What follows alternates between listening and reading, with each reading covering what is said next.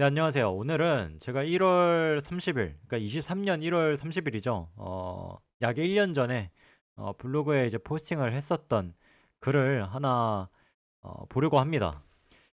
일단은 블로그 공지에 계속 띄워놓은 포스팅이었고 이미 거의 1년이 이제 다 돼가는 포스팅이기 때문에 지금 와서 한번 돌이켜서 다시 한번 생각을 해보는 시간을 가지면 어떨까 해서 이렇게 어, 업로드를 하게 됐네요. 제목은 보시다시피 10만 전자 25년쯤 도달할지도 모른다라는 약간 추측성의 글이었습니다. 그래서 첨단 파운드리 끝없는 수요의 확장이라는 부제목으로 해서 포스팅을 했었습니다. 한번 살펴보도록 할게요. 일단은 10만 전자가 25년쯤 도달할지도 모른다. 그러니까 23년 1월 30일 기준에서는 2년 뒤의 주가를 추측을 한 것이죠. 그래서 2020년 코로나 팬데믹 특수로 20년 연말 삼성전자 주가는 폭등 랠리를 보였고 주가가 9만 원 사상 최고치를 이제 도달하면서 수많은 개인 투자자들이 10만 전자 가즈하를 외쳤죠. 그러면서 이제 풀매수를 했죠. 그런 짤도 있죠. 뭐 어떤 다큐에 나왔는데 뭐 4만 원, 5만 원에도 안 사던 삼성전자 주식을 9만 원에 산다라고 발언한 어떤 아주머니의 그 모습이 담긴 다큐가 있었죠. 이는 포모 현상이 크게 나타난 것이 한몫을 했다. 그래서 삼성전자 주식으로 수익을 내는 것을 본 대중들이 기회상실로 여겨서 너나 할 거 없이 9만 원대 혹 8만 원대 집중 매수에 가담을 했었다. 결과는 어떻게 됐어요? 참혹하게 23년 연간 최저점 9월 30일자 기준으로 이제 5만 1,800원을 찍고 현재가 6만 4,600원에 위치해 있다. 지금 보게 되면은 현재가가 여기 있습니다. 78,500원이에요. 그러니까 거의 1년 전 가격 대비해서 주가가 어느 정도 많이 올랐죠. 많이 오른 데다가 다시 한번 보면 어 23년도 최저점이 22년도 기준에서 9월 28일 맞네요. 4만 원대가 됩니다. 다시 보면 5만 원대죠. 5만 원대가 됩니다. 네, 일단 주가가 22년 기준에서는 5만 원대 그리고 지금 주가가 78,500원이니까 굉장히 좀 생각보다 많이 올라왔다 이렇게 볼 수가 있겠죠. 그래서 당시 반도체 업황에 대한 기대감이 마구 쏟아졌던 시기로 반도체 업황 둔화나 이런 거를 전혀 생각을 안 했었죠. 사실 뭐 그때 9만 전자 갔었을 때는 뭐 10만 전자, 12만 전자 이런 얘기도 있었고 사실 이런 열풍이 좀 있었던 데는 전 개인적으로는 이런 유튜브나 증권사의 목표 주가 상향 조정 그리고 유튜브에 약간 뭐랄까요? 약간 뭐라고 해야 되죠? 좀 난사성 그런 영상들이 많이 올라오면서 이렇게 주식을 또 처음 접하시는 분들이 20년도, 21년도에 많이 샀다 그렇게 보고 있습니다. 그래서 결국에는 반도체 업황이 나빠졌는데 어 섹터의 반도체 업황뿐만이 아니라 경기 전반의 침체 우려와 이런 것들이 긴축 속도도 빨라지고 하면서 주가가 1년 사이에 크게 폭락을 했고 이제 고점에 매수했던 그러니까 9만 원과 8만 원대 매수했던 삼성전자 투자자들은 다 물려 있는 거죠. 지금도 물려 있는 상태가 되겠죠. 만약에 손절을 안 했다고 하면요. 그런데 또 지금 생각해 보면 이 8만 전자 기준에서는 지금 거의 다 올라온 상태라서 그래도 좀 심리적으로 안도감이 들 것 같습니다. 근데 결국에는 이제 뭐 지속적으로 비중 확대를 하는 경우도 많겠지만 일부 비중 손절했거나 전량 손절을 한 경우도 많겠죠. 사실 1년, 2년 이런 기간이 짧다고 하면은 짧을 수 있는데 또 길다고 하면 길 수가 있죠. 특히 주식 투자를 좀 오래 하지 않으신 분들은 상당히 길게 보실 수가 있습니다. 뭐 그래서 뭐 사실 생각을 해보면 뭐 8만 전자, 9만 전자에 매수한 사람들 다 자기는 이제 자칭 뭐 5년 뒤, 10년 뒤를 바라보고 장기 투자할 거야 하다가 손절치고 그런 경우가 굉장히 많죠. 사실 그런 경우가 없을 수가 없는 게 주식시장의 역사를 돌이켜 보면 2000년대, 2010년대 다 똑같습니다. 다 고점에 사서 자기는 이제 장기 투자자다 뭐다 하면서 여기는 뭐 한 달, 뭐 다 6개월, 1년 이런 거 다 못 버티고 손절해서 결국에는 지금 내 수중에 주식이 없는 경우가 생각보다 상당히 많죠. 그래서 이렇게 수많은 개인들이 물려 있는 삼성전자 주식이 주가 10만 원 도달하는 시점은 2025년쯤으로 보고 있다고 언급을 했습니다. 이거는 일단 근거가 3나노 공정에서의 이익이 본격화되고, 그러려면 일단 평택 핏보와 미국 테사스 테일러팹 24년도 하반기 중으로 가동이 될 것으로 생각을 그가 예측이 되고 있는데, 전망이 되고 있죠. 근데 뭐 지금 뭐 기사를 보니까 그 텍사스 테일러팹은 25년 가동으로 조금 더 지연이 될 수가 있다, 되고 있다라는 기사도 최근에 있었습니다. 또 어쨌든 24년 하반기 빠르면 늦어도 25년 상반기에는 뭐 평택 P4 그리고 테일러팹 다 가동이 된다, 양산 시작된다, 이렇게 볼 수가 있겠죠. 즉 삼성전자가 자랑하는 엄청난 캐파가 집중되는 시기가 언제다? 24년 하반기 그리고 2025년, 그리고 또 더 멀리 보면 2026년, 그렇게 볼 수가 있겠죠. 게다가 반도체 공정 역시도 최선단 공정이죠. 평택 P4 3나노 공정, 그리고 테일러팹 3나노 공정, 뭐 4나노 공정 이런 거 들어가겠죠. 양산을 할 것이고.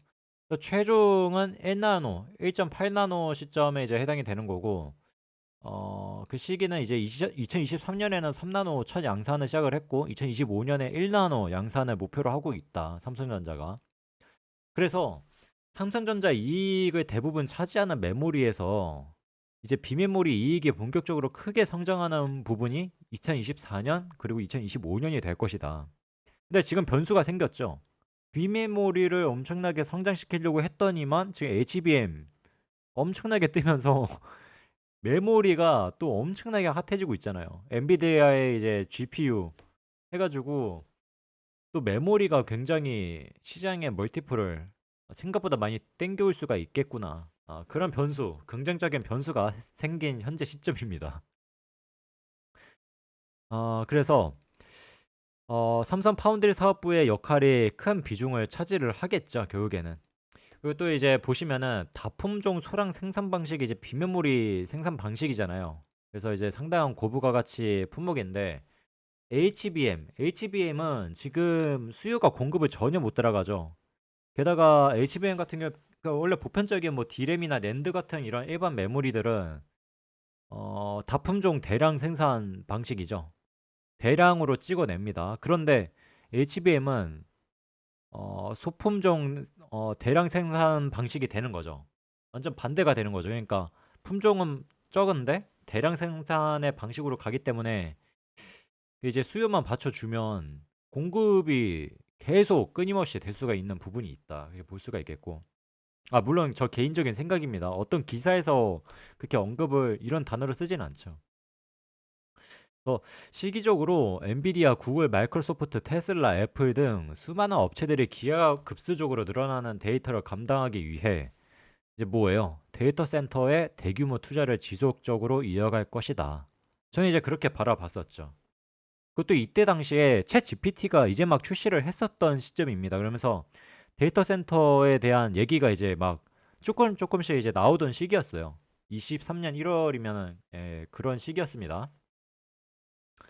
여기에 테슬라와 세계 왕성차 업체들이 하나 둘 자율주행 기술을 완성해 이제 완성해 이제 가깝게 만들어내면 본격적인 자율주행 차량이 생산 보급될 것이다. 그럼 여기서도 뭐예요? 결국에는 자율주행 차량에서도 메모리와 이제 비메모리가 굉장히 많은 수요를 땡겨 올 수가 있겠죠. 그래서 이에 따라 기존 내연기관에 탑재되던 메모리와 비메모리 반도체 수요가 기하급수적으로 증가할 가능성이 매우 크다.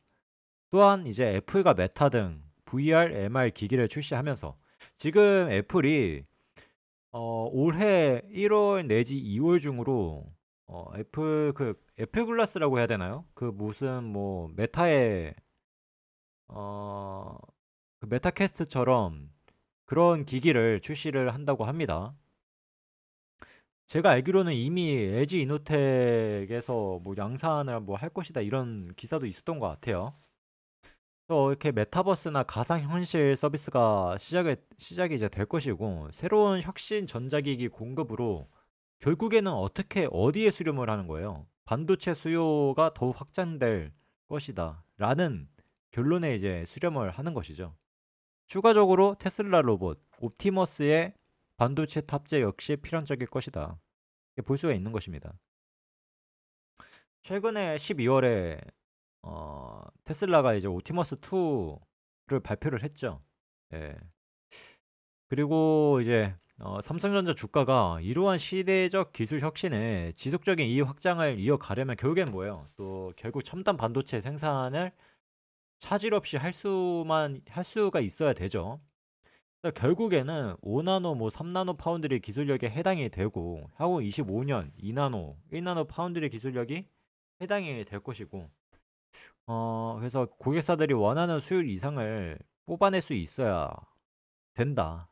결국엔 그렇게 보는 것이죠.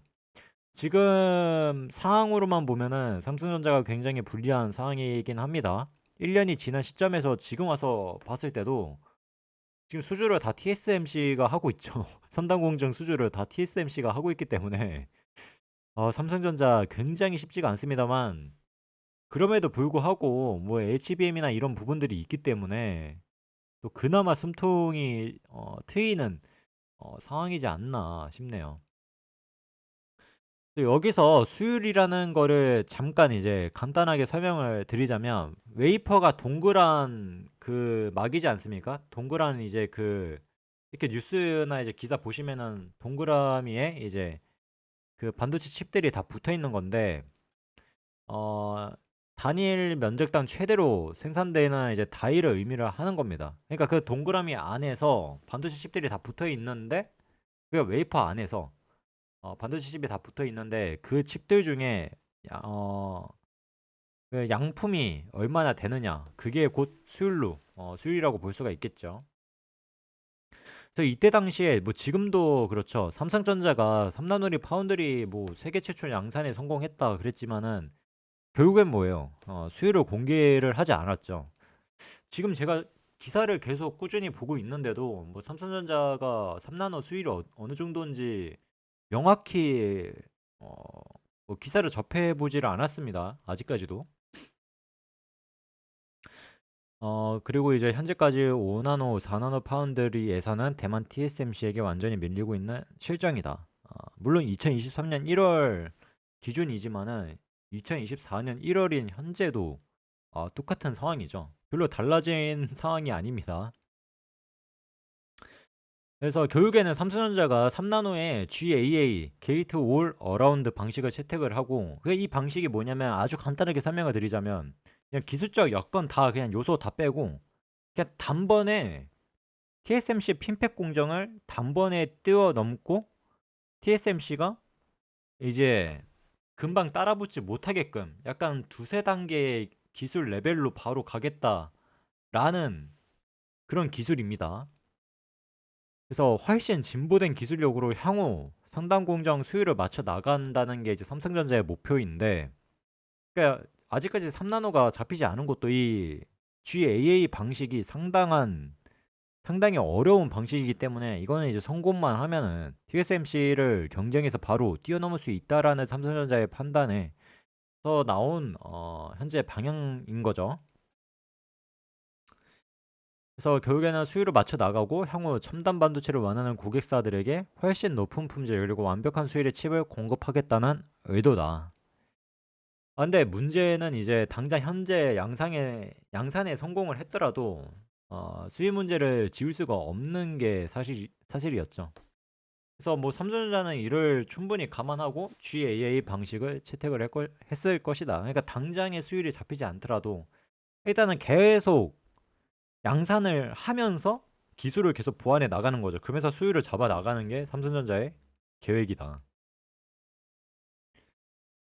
그래서 뭐 저의 생각으로는 2023년에 3나노 수율을 공개할 것으로 봤지만은 뭐 아직 공개가 된 것 같지는 않습니다. 그냥 뭐 추측 정도만 있는 것 같고. 그래서 3나노 제품에 대한 수주가 2023년에는 막 그렇게 본격적으로 이어지지는 않았는데, 뭐 경기가 또 좋지도 않았고요. 그렇기 때문에 뭐 24년에서 25년에는 본격화되지 않을까 싶네요. 그래서 결국엔 관건은 2024년 올해 기준에서도 이 수율을 얼마나 잡아가고 스마트폰 AP 탑재를 얼마나 할 수 있느냐인데, 지금 뭐 또 삼성전자의 퀄컴의 이제 스냅드래곤 계속 사용을 하고 있죠.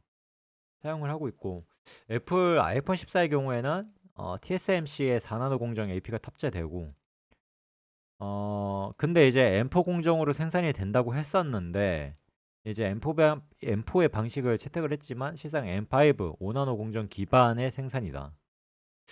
이랬던 상황이었습니다. 그래서 결국에는 TSMC도 당시에는 수율을 못 맞춰서 수율을 못 맞추기도 하고 설비 부족으로 채택을 미루고 있던 실정이죠. 3나노 도입을요. 4나노, 3나노 도입을요.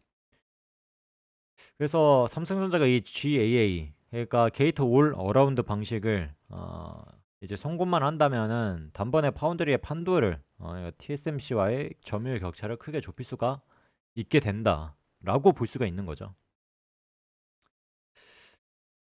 그래서 결국에는 삼성전자가 빠른 시일 안에 수율을 잡아가야 된다는 게 이제 결론이고, 애플은 뭐 사실상 TSMC하고 절대적인 협력 관계이기 때문에 애플 제품은 뭐 다 TSMC로 간다라고 볼 수가 있는 거고, 저는 이제 여기서는 너무 희망회로로 좀 글을 썼는데 뭐 그러니까 애플이 삼성전자에게도 파운드리를 맡길 수가 있다라는 식으로 글을 썼거든요. 근데 지금 와서 생각해 보면 좀 너무 희망회로 같습니다. 그래서 이거는 지금 와서 생각했을 때는 조금 희망회로다. 근데 만약에 이게 된다고 하면 진짜 또 삼성전자 멀티플이 완전히 또 올라가겠죠. 물론 희망회로라는 부분. 근데 또 이게 사실 이건 그래요. 희망회로도 있지만은 냉정하게 생각을 했을 때 TSMC가 만약에, 그러니까 삼성전자가 GAA 방식으로 TSMC의 핀팩 공정을 보다 훨씬 더 좋은, 그러니까 TSMC는 뭐 2024년, 2025년까지도 핀팩 공정을, 그러니까 기존의 공정을 계속 유지를 하겠다는 거예요. 25년 이후부터 자기네도 이제 GAA 방식을 하겠다. 그러니까 더 늦게 하겠다는 거죠. 근데 만약에 삼성전자가 더 빨리 이제 수율을 잡고 성공을 시켰어요. 근데 이제 애플이 연간 매년 더 뛰어난 제품들을 이렇게 선보이고 하는데, 과연 공정이 그러니까 뒤떨어진 공정에서 뒤떨어진 수율이 잡히는 TSMC의 파운드리를 계속 맡길 이유는 없는 거라고 봅니다, 저는. 아무리 절대적인 협력 관계니 뭐니 해도, 뭐 경쟁사니 뭐니 해도, 결국에는 자기네가 필요한 여건이 되면 거기에 맞춰서 쓸 수밖에 없다고 생각을 해요. 그래서 그런 관점에서 좀 쓴 부분도 있습니다. 그래서 전적으로 이때 당시 1년 전의 상황을 이제 긍정적으로 본다면은, 뭐 23년, 24년은 다소 이르더라도 25년쯤에는 삼성전자 파운드리 이익이 어느 정도 정상 궤도에 올라와서 내재 가치를 상당히 끌어올리는 시점이 될 수가 있다. 근데 이건 지금 현실화가 되고 있습니다. 지금 현실화가 되고 있어요. 23년 1월 당시가 제가 이제 글을 썼을 때가 거의 뭐 연간 최저점이었습니다. 54,600원. 54,500원. 연간 최저점이었기 때문에 사실상 지금 1년이 지난 시점에서 보면은 상당히 빠르다. 이렇게 볼 수가 있겠고, 현실화가 되고 있다. 이렇게 볼 수가 있겠고, 그래서 이런 뭐 TSMC의 일정 점유율을 가져온다고 하면, 물론 현재까지도 전혀 가져오지 못했습니다. 그냥 격차가 TSMC가 거의 59%에서 60% 되고 삼성전자가 한 12%? 그 정도 됩니다. 여전히 유지 중이다. 그래서 만약에 일정 점유율을 가져온다면은 파운드리 이익에는 굉장히 큰 성장을 이룩을 할 수가 있다. 근데 결국에는 삼성전자가 3나노의 파운드리 잠정 고객사가 지금 엔비디아, AMD, 인텔, 퀄컴, IBM, 뭐 테슬라 정도가 되겠죠. 그리고 구글 하고 마이크로소프트도 포함을 해야 되는데 포함 안 시켰네요. 그래서 지금 아주 흥미진진합니다. 그래서 어쨌든 지금도 계속 삼성전자는 GAA 방식으로 3나노 어떻게든 이제 TSMC 선단 공정에서 따잡으려고 노력을 하고 있다라는 게 일단 팩트 중 하나죠. 그러니까 여기 써놨죠. 애플이 추구하는 압도적인 기기 성능을 고려하면 단지 경쟁사라는 이유로 해서 더 좋은 성능의 칩을 생산할 수 있는 업체에 위탁을 맡기지 않을 이유가 없다. 그렇게 볼 수가 있다. 라고 생각을 하는 겁니다, 저는. 그러니까 이건 정말 희망회로지만 만약에 이렇게 된다라고 하면 어떨까? 라는 거를 또 생각을 해봐야 된다는 거죠. 투자자의 입장에서는. 근데 물론 GAA 방식이 성공을 해야 뭐 성립이 되는 거지만요. 23년 1월 기준 이 포스팅을 쓴 날 기준에서 삼성전자의 시가총액이 385조였어요. 근데 지금 몇 조예요? 468조입니다. 굉장히 많이 올라왔죠. 거의 접전 대비 30% 정도 올라온 거죠. 예. 연간 매출 300조, 영업이익 43조 수준을 감안했을 때 10만 전자 도달하려면 이때 당시에 주가 5만 원대 기준에서 업사이드 55%였습니다. 55%의 주가 상승이 필요하다. 그래서 저는 이제 이렇게 봤죠. 과거에 삼성전자 주가 저점을 경신했을 때 역사적 PBR을 한번 살펴보면 어떨까? 2009년 1월 금융위기 때죠. 리먼 브라더스 파산했을 때 2008 금융위기 때 1.17배. 그리고 2011년 유럽 재정위기 때 1.24배. 그리고 2016년 중국 신용위기 때 0.94배. 2018년 미중 무역전쟁 때 1.04배. 2020년 코로나 팬데믹 때 1.08배. 그러니까 평균값을 이제 계산해 보면 평균적으로 삼성전자가 저점에 있었을 때가 PB 1.10배였다. 근데 이때 당시에 뭐예요? 23년 1월 30일 당시 PB 1.31배 수준이었고 주가 약세 이후 평균 회복 PBR이 1.5배였다. 고점은 2배 수준에서 잡혔다. 이거 지금도 적용이 되는 거죠? 지금도 적용이 되는 겁니다. 또 한번 살펴보면 현재 삼성전자의 PBR을 한번 살펴볼게요. 주가 순자산 배율 연 환산 기준으로 해서 23년 12월 기준으로 PBR이 1.33배입니다. 그러니까 삼성전자는 지금 평균 회복치인 PBR 1.5배도 도달을 하지 못한 상황인 거예요. 한마디로 주가가 더 올라가야 된다는 거죠. 그렇게 볼 수가 있죠. 그러니까 이게 또 통계가 어떻게 되는 거예요? 2008년, 2009년 기준에서입니다. 그러니까 10년이 넘는 약 지금 한 15년 되는 거죠. 15년 동안의 통계치가 이렇게 나왔다는 거예요. 이걸 따라가야죠. 그럼 지금 뭐예요? 8만 전자 이상을 훨씬 더 간다. 그게 볼 수가 있는 거죠. 이거는 뭐 희망해로고 뭐고 그냥 이거는 팩트가 되겠죠. 뭐 예, 그렇습니다. 그래서 뭐 고점 2배 되려면 아직도 한참 멀었고요. 고점 2배 되면 뭐 9만 전자 탑승하신 분들 탈출 기회 다 주겠죠. 냉정하게 봤을 때 저는 정말 그렇게 생각합니다. 기회를 준다고 생각하는 입장이에요. 저는 뭐 긍정론자, 낙관론자이기 때문에. 그래서 이를 현재 실적 컨센에 대입하면 25년은 대략 PBR 1.7에서 1.8배가 이제 도달하면은 10만 전자 도달이라는 계산이 잡힌다. 그리고 이때 당시에 실적의 컨센서스가 지금보다 좋지 못했을 거예요. 제가 뭐 따로 이제 기록을 해둔 거는 없지만은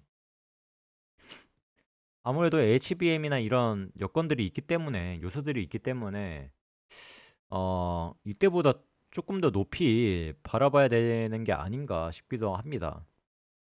그래서 실상 과거부터 고점은 2배 수준에서 잡혔기 때문에 사실상 뭐 삼성전자가 25년에 PBR 1.7에서 1.8배 도달을 해서 10만 전자 도달을 한다라는 관점은 그리 어려운 수준이 아닐 것이다 라고 보는 거죠. 이거는 지금도 똑같습니다. 똑같은 관점이에요. 그래서 전 세계 파운드리 를 이제 공급할 수 있는 업체는 TSMC와 삼성전자가 유일하기 때문에 향후 첨단 파운드리 수요를 기하급수적인 증가로 인해 주가 재평가가 이뤄질 것을 고려한다면 PER은 15에서 20배 수준 역시 그리 어려운 수준은 아닐 것이다 라고 써놨습니다. 현재 삼성전자의 PER 주가 수익 배수는 약 14배 정도 됩니다. 약간 15배 정도 또 이제 언저리 되려고 하네요. 한 20배 정도는 돼야 좀 예. 근데 이게 그러니까 PER이 단순히 지금 높다고 해서 그렇게 봐야 되는 게 아니라 실적하고 같이 동시에 봐야 되는 거예요. 그러니까 지금 삼성전자 실적이 영업이익이 지금 작살이 났잖아요. 작살이 났기 때문에 PER이 상당히 높아진 거지. 이게 지금 실적이 회복을 하다 보면은 PER은 알아서 내려갑니다. 조정이 돼요. 이익에 맞춰서. 그렇기 때문에 뭐 24년도 대략적으로 지금 뭐 잠정치가 33조 정도 잡히는데 33조 정도가 잡힌다고 하면은 20년도 영업이익 수준인 거예요. 20년도에 PER이 21배였습니다. 20년도 연간 기준으로 PER이 평균 PER이 21배였어요. 그렇다는 건 뭐예요? PER이 20배가 돼야 20년 기준에 멀티플 이렇게 적용이 된다는 건데 그러면 결국에는 현재 PER은 많이 내려갈 것이고 향후 PER이 많이 올라갈 여지가 남아 있다라고 볼 수가 있는 것이죠. 설명이 조금 어려울 수가 있는데 다들 알아들으시리라 생각합니다. 그래서 뭐 또 인텔이 파운드리 사업에 뛰어들었지만 결국에는 인텔이 뭐 최근에 하이 NA EUV 뭐 장비를 받았느니 뭐니 어쩌니 이런 얘기가 많은데 결국에는 물량 싸움이라고 생각합니다. 그냥 개인적으로 선단 공정은 캐파와 기술력은 ASML EUV 장비가 동반이 돼야지 이제 실현이 가능하죠. 그러니까 ASML EUV 노광 장비가 없으면 전혀 못 만듭니다. 선단 공정 반도체 칩을 절대 만들 수가 없어요.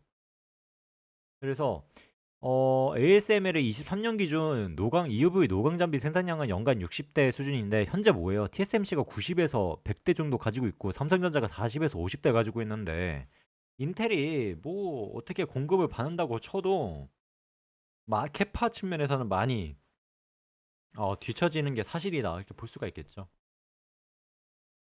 또 이미 벌어진 선단 공정 캐파를 뭐 25년, 26년 이렇게 이런 시기까지 따라잡는다라는 거는 사실상 매우 어려울 것이다 그렇게 보고 있는 거죠. 그래서 적어도 25년까지는 삼성전자 파운드리 이익을 위협하지 않을 거라고 23년도에 생각을 했습니다. 그래서 이제 거의 다 왔네요. 점점 이제 좀 글이 길기도 하고 제가 설명이 너무 길어가지고 예. 그래서 결론적으로 이러한 사항들이 25년 삼성전자 주가 10만 원을 도달을 이제 가능케 할 것이다. 그래서 여기 이제 아주 핵심적인 부분을 언급을 하고 있죠. 현재 23년 1월 당시에 삼성전자에 투자하고 있는 투자자들은 더욱이나 주식을 꽉 보유하면 꽉 잡고 있으면 그만이다. 비중 확대를 하면 더 좋다. 2010년대에도 삼성전자 주식에 대한 회의론은 엄청나게 많았습니다. 진짜 삼성전자 왜 사냐 이런 얘기 굉장히 많았어요. 근데 뭐예요? 결국엔 삼성전자만 살아났습니다. 물론 SK하이닉스도 있긴 하지만 지금 이 글은 삼성전자 글이기 때문에 그래서 그럼에도 꾸준한 이익 성장과 주가 반영이 이루어졌고 2020년대에도 다를 것이 없다. 10년대에는 스마트폰이 이익 성장의 주인공이었다면 20년대에는 새로운 혁신 기기들이 등장을 할 것이고 이는 AI, 자율주행, MR 기기 등이 해당이 될 것이죠. 결코 성장이 멈추지 않는 둔화는 되더라도 특정 기술 혁신이 잘 맞아 떨어지면 사이클 이상 주가 상승 폭발력을 향후에도 보여줄 수 있으리라 믿어 의심치 않는다라는 게 결론이었습니다. 굉장히 힘드네요. 만약에 여기까지 영상을 보신 분들이 계시면은 대단합니다. 예. 그래서 반도체는 모든 것의 엔진이다. 이재용 삼성전자 회장 2022년 5월 20일 바이든 평택 공장 방문 연설에서 이제 언급을 인용하고 글을 마무리했었죠. 한 번쯤 다시 한번 이 블로그 포스팅 글을 보셨으면 좋겠습니다. 그리고 삼성전자의 주가를 다시 한번 살펴보면 한번 살펴볼게요. 현재 사실상 현재가 78,500원이죠. 78,500원 기준에서 전고점까지 이제 얼마나 남았느냐를 이제 보게 되면 대략적으로 그러니까 이게 종가 기준에서 전고점이라고 하면은 거의 10%밖에 안 남았네요. 어, 그쵸. 거의 한 10% 정도 남았네요. 10%에서 한 15% 정도 생각을 하면 될 것 같은데, 이게 지금 트레이딩 뷰가 조금 오차가 있네요. 오차가 있어요. 그래서 대략적으로 한 20% 정도 올라가면은, 전고점 넘고 이제 10만 전자 가는 방향성이 이제 잡힌다. 이렇게 볼 수가 있겠네요. 트레이딩 뷰가 유료 결제를 안 하니까 조금 주가에 오차가 있는 것 같아요. 조금 차트가 이상하더라고요. 살짝. 아까도 언급을 드렸듯이 그냥 삼성전자 PER이 올해 한 10배 정도 딱 10배 정도 아마 내려올 거예요. 이게 굉장히 또 크게 반등을 할 것이기 때문에 그러면은 결국에는 삼성전자의 24년 평균 PER이 10배라고 했을 때 영업이익 33조 이거 회복한다 그러면은 시가총액이 진짜 뭐 PER 그러니까 멀티플 15 정도 한다 그러면은 500조는 넘어가야 되는 거죠. 시총 500조가 넘어가야 되는 거죠. 만약에 20배로 준다 그러면은 600조는 가야 되는 거고요. 저는 이게 굉장히 뭐 허무맹랑하고 또 희망회로적인 생각이라고는 전혀 생각하지 않습니다. 물론 이 잠정치가 또 얼마나 이렇게 또 변동이 될지는 모르겠는데 여건 자체는 전망치가 올라가면 올라갔지 더 내려갈 이유가 없다. 지금 SK 하이닉스 TP도 계속 상향 조정되고 있죠. 뭐 지금 최근에 보니까는 뭐 18만 원 얘기도 나오고 있던데 뭐 아무튼 그렇습니다. 그러니까 결론적으로 10만 전자 25년쯤에 도달할지도 모른다. 그래서 근데 이제 일단 저는 개인적으로는 SK 하이닉스를 더 선호하는 투자자이기 때문에 아무튼 뭐 그렇습니다. 그래서 긴 글 같이 이렇게 봐주시느라 고생하셨고요. 한번 블로그 오셔서 이 글 공지에 상단에 있으니까 블로그 상단에 띄워져 있습니다. 여기서 한번 정독을 해보시면 좋겠습니다. 이미 현실화가 되고 있는 거라고 보고 있습니다. 23년도 1월 글인데 이미 주가 78,500원이에요. 주가 지금 많이 올라왔습니다. 그러니까 이 글이 현재 현실화가 되고 있긴 하다. 예, 그렇게 볼 수가 있겠고 과연 25년에 10만 전자 갈지 한번 기대를 가지고 보면 좋겠습니다.